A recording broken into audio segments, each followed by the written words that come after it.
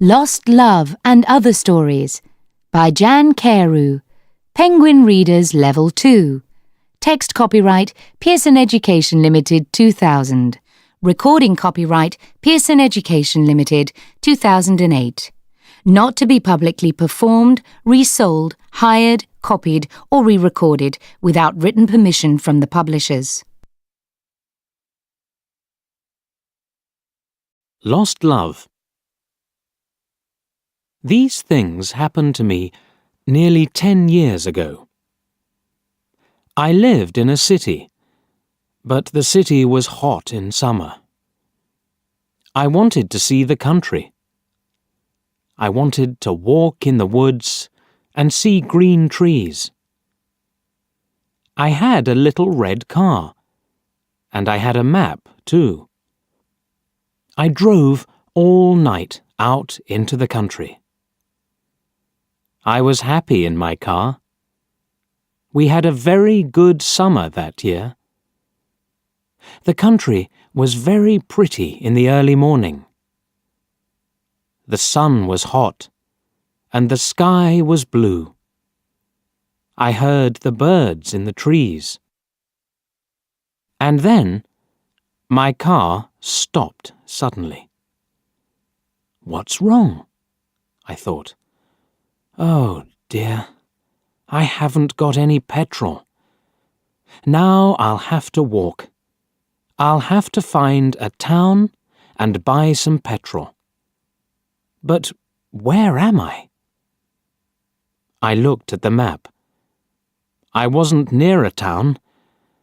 I was lost in the country. And then I saw the girl. She walked down the road, with flowers in her hand. She wore a long dress, and her hair was long, too. It was long and black, and it shone in the sun. She was very pretty. I wanted to speak to her, so I got out of the car. "Hello," I said. "I'm lost. Where am I?" She looked afraid, so I spoke quietly. "I haven't got any petrol," I said. "Where can I find some?" Her blue eyes looked at me, and she smiled. She's a very pretty girl, I thought. "I do not know," she said. "Come with me to the village. Perhaps we can help you." I went with her happily, and we walked a long way. There isn't a village on the map, I thought. Perhaps it's a very small village. There was a village, and it was old and pretty. The houses were black and white and very small. There were a lot of animals. The girl stopped at a house and smiled at me. "Come in, please," she said. I went in. The house was very clean, but it was strange too. There was a fire and some food above it. I felt hungry then. That's strange, I thought. They cook their food over a wood fire. Perhaps they have no money. I met her father and mother, and I liked them. They were nice people, but their clothes were strange. "Sit down," said the old man. "Are you thirsty after your walk?" He gave me a drink, and I said, "Thank you." But the drink was strange too. It was dark brown and very strong. I didn't understand, but I was happy there. I asked about petrol, but the old man didn't understand. "Petrol?" he asked. "What is that?" This is strange, I thought. Then I asked, "Do you walk everywhere?" The old man smiled. "Oh, no. We use horses," he said. Horses, I thought. Horses are very slow. Why don't they have cars? But I didn't say that to the old man. I felt happy there. I stayed all day, and I ate dinner with them that evening. Then the girl and I went out into the garden. The girl's name was Mary. "This is nice," she said. "We like having visitors. We do not see many people here." We spoke happily. She was very beautiful. But after a time, she began to talk quietly, and her face was sad. "Why are you sad?" I asked her. "I cannot tell you," she said. "You are only a visitor here. We have to say goodbye tonight. You have to go now." I didn't understand. I loved her, I knew that, and I wanted to help her. Why did I have to go? But Mary said again in a sad voice, "You have to go. It is dangerous here." So I said, "I'll go to the next town and find some petrol. Then I'll come back." She didn't speak. "I love you, Mary," I said, "and I'll come back to you. You won't stop me." She said goodbye to me at the door. Her face was very sad, and I was sad too. I didn't want to go. It was midnight. The night was very dark, but I walked and walked. I was very tired when I saw the lights of a town. I found some petrol, and then I asked the name of the village. But the man at the garage gave me a strange look. "What village?" he asked. I told him about the village. I told him about the old houses and the people with strange clothes. Again, he gave me a strange look. He thought, and then he said, "There was a village there, but it isn't there now. There are stories about it, strange stories."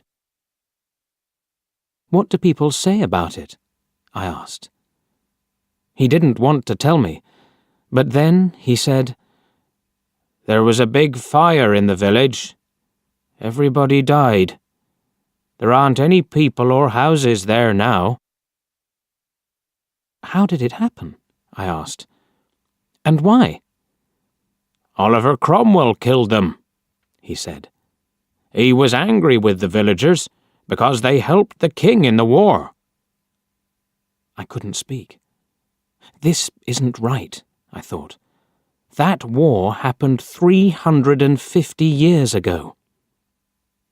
Then I remembered the strange clothes, the long hair, the food over the fire, and the old houses.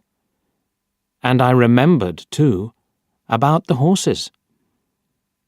"But I don't understand," I cried. "I saw the people and the village. I spoke to some people there." The man looked quickly at me, and then he spoke. "There's an interesting story about the village. For one day, every 10 years, it lives again. But only for one day. Then it goes away again for another 10 years. On that one day, you can find the village, but you have to leave before morning, or you will never leave." Can this be right? I thought. Perhaps it was. Mary said, "You have to go." She loved me, but she said, "We have to say goodbye." She was afraid for me.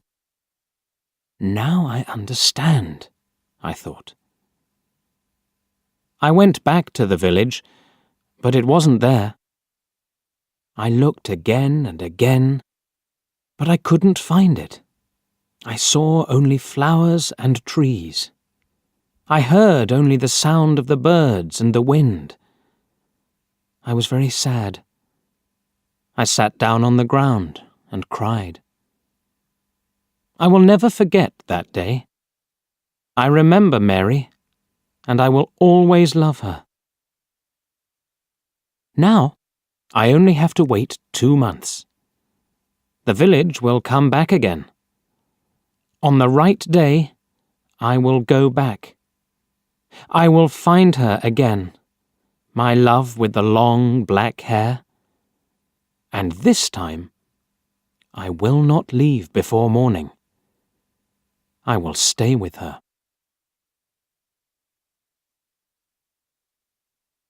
The Doll. Mr. Brown lived near the centre of town, but his small house had a garden. Mr. Brown liked his garden very much. It had a lot of flowers, and they were pretty in summer. Red, blue, and yellow. Mr. Brown liked sitting there in the evenings and at weekends. But he had to work too. Mr. Brown worked in an office. It wasn't near his house, so he often went to work on the bus. He came home on the bus too. Mr. Brown was a lonely man. He didn't have many friends, and he didn't talk to many people. And so he was sad and often bored. One very hot day, Mr. Brown walked home. He didn't want to go on the bus that day. He wanted a walk in the warm sun. In one street, there was a small shop. Mr. Brown looked in the window. There were very old things in the window, and Mr. Brown liked old things. He went into the shop. "Good afternoon," said the man in the shop. "Good afternoon," said Mr. Brown. "Can I look round the shop?" "Please do." Mr. Brown looked at the things in the shop. He saw an old doll with a sad face. It wasn't a pretty face, but Mr. Brown liked it. The doll was a little old man with white hair and black clothes. Mr. Brown thought, perhaps the doll is lonely too. He asked, "How much do you want for this old doll?" The man thought. "Oh, that? £3, he said. Mr. Brown wanted the doll. Why? He didn't know, but he wanted it. £3 was a lot of money for an old doll, but Mr. Brown paid it. He went out with the doll in his hand. He looked at its face. Is it smiling? He wondered. No, he thought. It's only a doll.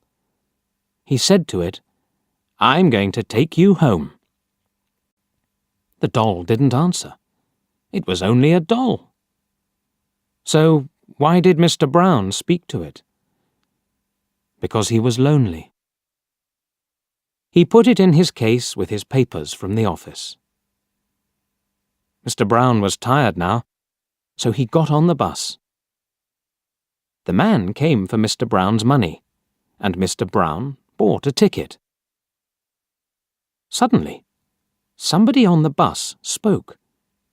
"Go away," said the person. "You stupid man! Go away!" Everybody on the bus looked at Mr. Brown. Did he say that? They wondered. The ticket man was angry with Mr. Brown. Why did he say that? He wondered. He gave Mr. Brown a ticket and went away. He didn't like Mr. Brown. When Mr. Brown got home, he was very tired. Who spoke on the bus? He wondered. He didn't know. He took the doll out of his case and looked at it. It was only a doll. It wasn't very pretty. It was quite ugly, but it had a smile on its face. That's strange, thought Mr. Brown. He put the doll on the table and had his dinner. Mr. Brown wasn't very hungry, so he only ate some bread and butter. Then he went to bed and slept. He forgot the doll. It was on the table.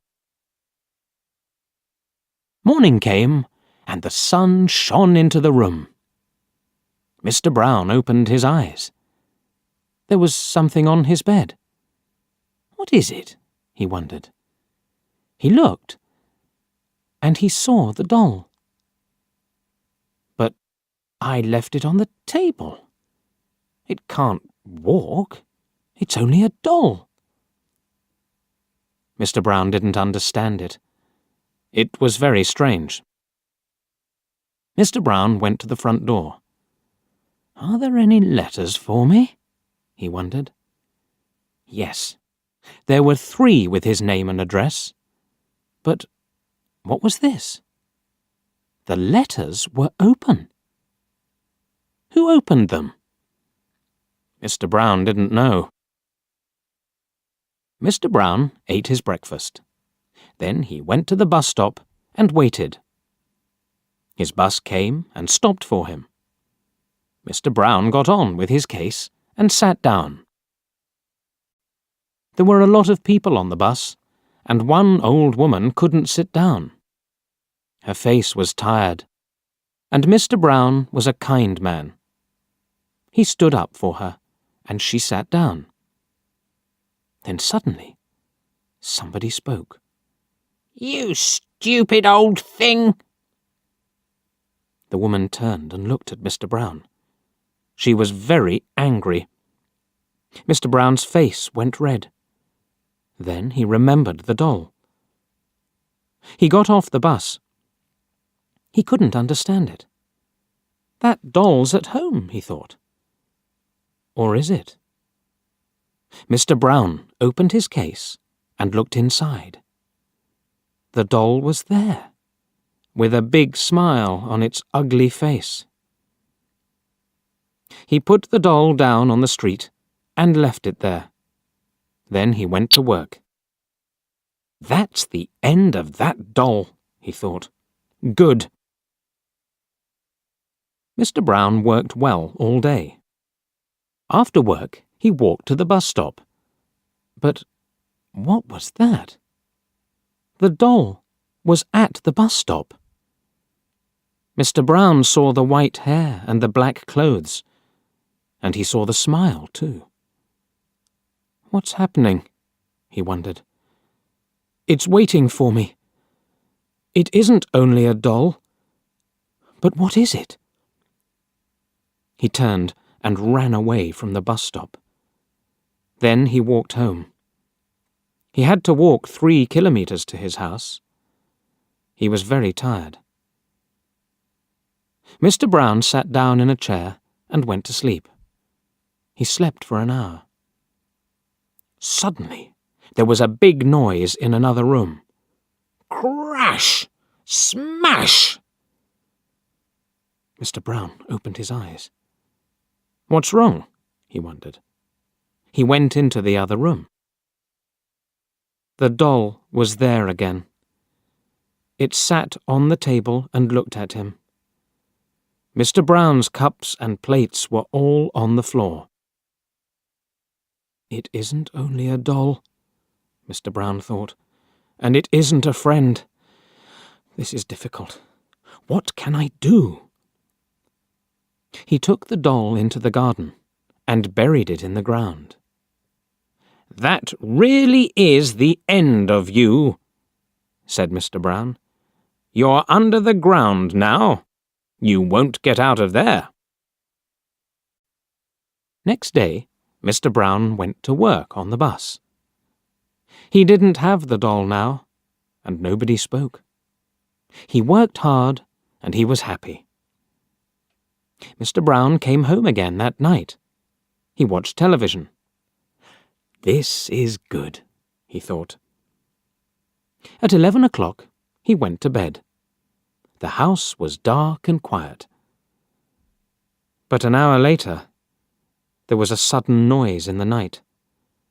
Mr. Brown sat up in bed. He was cold and afraid. What was that noise? He wondered. The noise was at the back door. Mr. Brown was afraid, but he opened the door. It was the doll again. It was dirty from the ground, but it looked at Mr. Brown and smiled. It was a cold smile, and Mr. Brown was very afraid. He looked at the doll and said, "Go away! Please, go away!" The doll didn't speak. It only smiled again. Mr. Brown was very angry now. He took the doll into the garden again. He found some wood, and he made a big fire. He lit the fire, then he put the doll on the top. "Now die," said Mr. Brown. "It's different this time. This will be the end of you." And Mr. Brown smiled. The fire was hot and red. The fire got bigger and bigger. Suddenly, there was a loud cry, and people ran out of their houses. "What's wrong?" they shouted. "There's a big fire in Mr. Brown's garden," somebody said. "Look!" And there was a big fire. The people looked round the house and garden. They couldn't find Mr. Brown. But on the ground, near the fire, there was a doll with white hair and black clothes. It wasn't a pretty doll, and there was a smile on its face.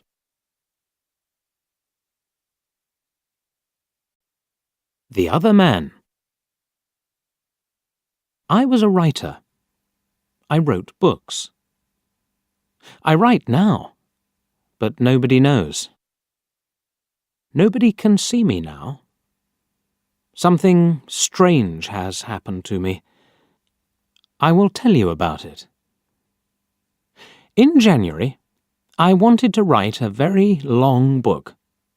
So, I left my home, and I found a little room. This is a good room for a writer, I thought. I'll write my book here. It was a little room, but I liked it. It was very quiet. I began to work on my book, and I was happy. Then, things began to happen. Strange things. One day, I was at my desk with my pen in my hand. Suddenly, I thought, I want a coffee, and I haven't got any. I'll have to go to the shop. I put my pen on the table and went out. When I came back, I looked for the pen. It wasn't on the table. I looked on the floor, on my chair, and then on the table again. It wasn't there. I don't understand it, I thought. That night, another strange thing happened. I was in bed, and the room was very quiet. Suddenly, I opened my eyes. What was that? I wondered. Then I heard a voice, a man's voice. "Who's there?" I cried. There was no answer, and there was nobody in the room. I couldn't understand it, and I was afraid. What can I do? I thought. What was that? After that, strange things happened every day. But I had to finish my book, so I stayed there. The room was very small. There were not many things in it. Only a bed, a table, and a chair. and there was a mirror on the wall. It was a very old mirror, and I liked it. And then, one day, I looked in the mirror and I saw him, the other man. It wasn't me. This man had a beard, but I didn't. I shut my eyes and looked again. This time, I saw my face in the mirror. That didn't happen, I thought. I was wrong. There wasn't another man. I went for a walk that day, and I didn't work on my book. I didn't want to be in the room. I didn't want to see or hear strange things. At night, I went home again. The room was very quiet. I looked in the mirror and saw my face. But I wasn't happy. I went to bed, but I couldn't sleep. I'll leave here tomorrow, I thought. And after that, I slept. But then, another strange thing happened. The other man stood by my bed and spoke to me. "You will never leave here," he said. "You will stay with me." And then I opened my eyes. I was very cold and afraid. I'll leave now, I thought. I can't stay here for one more minute. Quickly, I put my things in a case. I wanted to go, now. I couldn't forget the man, so I was afraid. But afraid of what? I didn't know. When my clothes were in the case, I thought, I'll leave the room now. I looked round the room, and I also looked in the mirror again. And then I suddenly felt colder and more afraid. I couldn't see the other man in the mirror. Why? Because he wasn't there. But I couldn't see my face in the mirror. There was no face. Why not? I tried to shout, but no sound came. I had no voice. And then I saw him.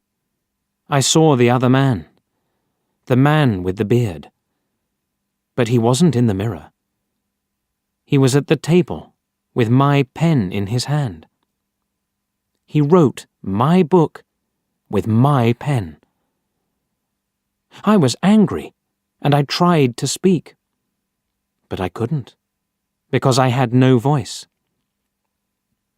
The other man didn't speak. He smiled and wrote. Suddenly, there was a sound at the door, and I heard a friend's voice. "Are you there?" my friend called. "I want to see you." I was very happy then. My friend will help me, I thought. But I couldn't move. The other man went to the door and opened it. "Come in," he said to my friend. "Come and see my room. I'm writing my book." My friend came into the room, but he didn't see me. He smiled at the other man. My friend said, "Oh, you have a beard now?"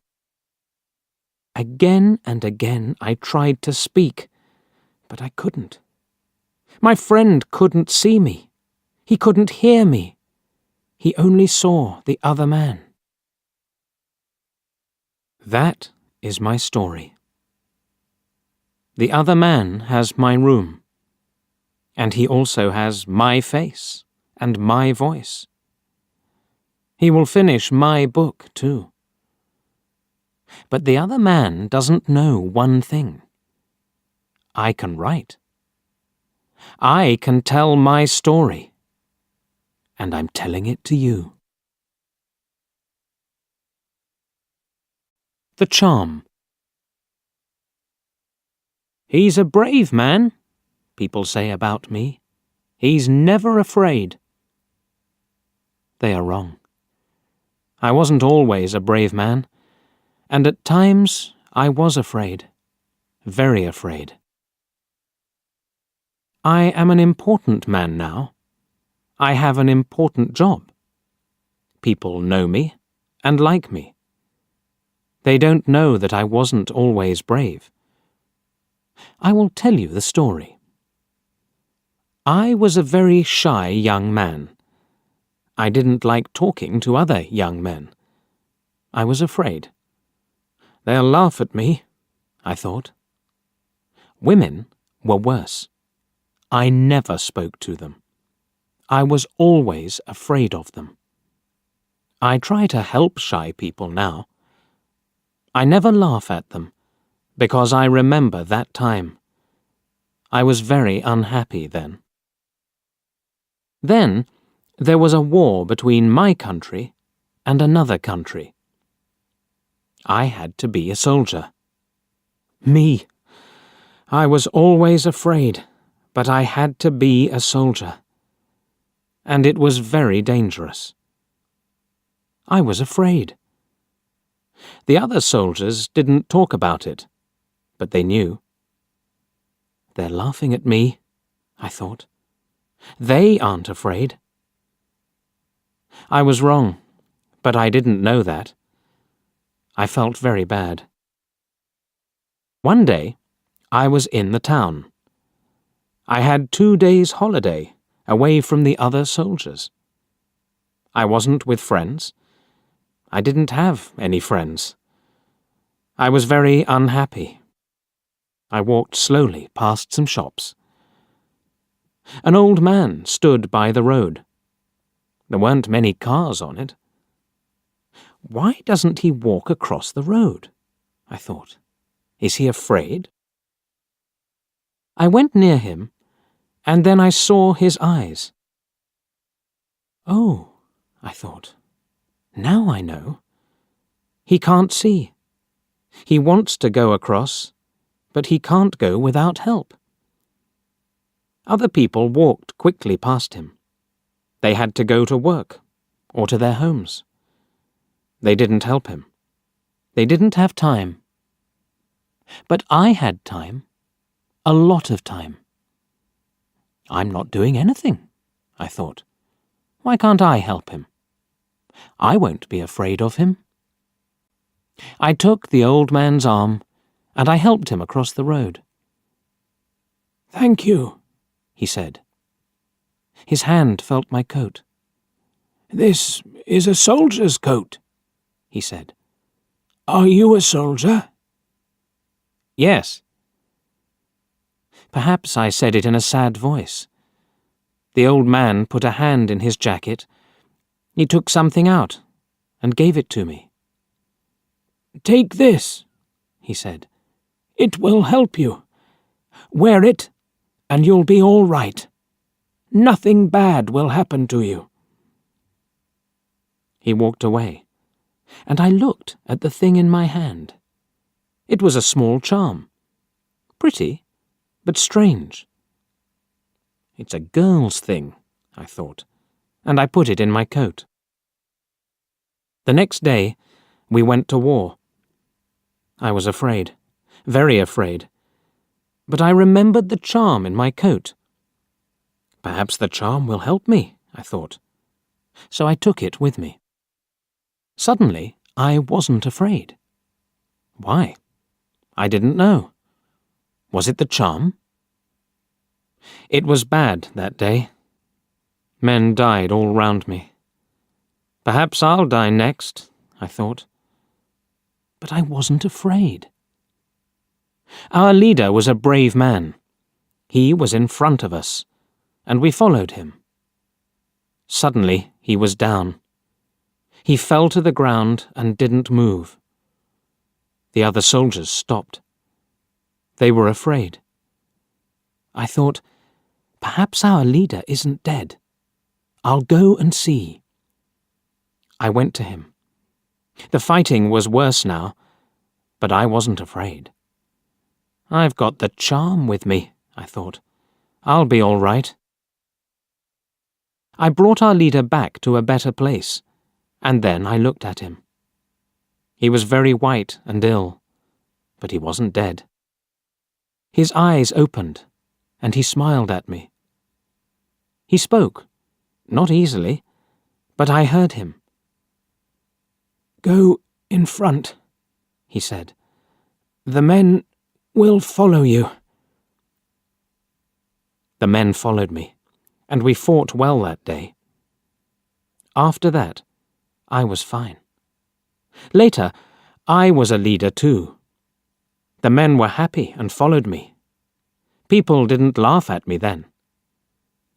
But is it right? I thought. I'm not very brave. It's only the charm. I didn't tell people about the charm. I had friends for the first time, and I was happy. One day, we had to take an important bridge. There were a lot of soldiers on it, and they had big guns. The country was open, without any trees. It was very dangerous, and my men were afraid. "We're going to die," they said. "Listen," I told them. "I'll go first, and we'll run very